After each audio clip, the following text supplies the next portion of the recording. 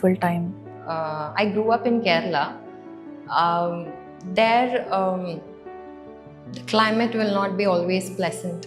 Have extreme climatic conditions, and either there will be a hartal or a band or something.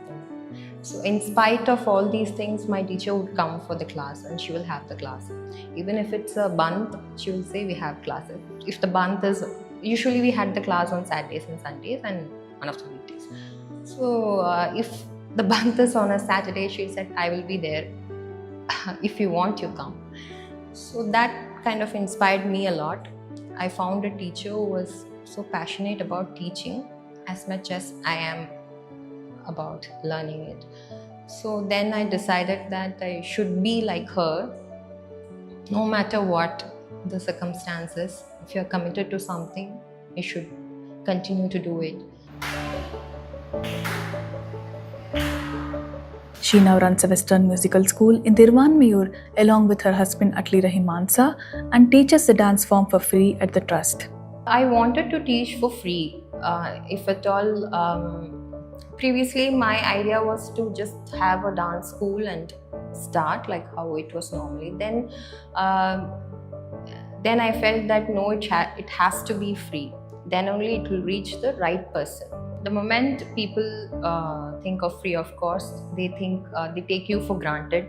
They feel that okay, the quality will be compromised. So now only privileged class kids are able to learn, because Bharatanatyam has become very expensive.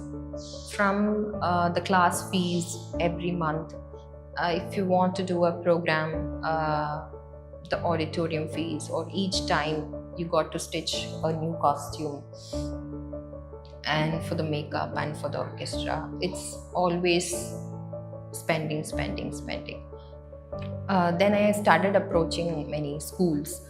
So they weren't serious. They just saw this as just one more add-on, like extracurricular thing, and they weren't much serious. Okay, so you can. They wanted to. They have a different idea of dance, and they wanted a commercial aspect to it.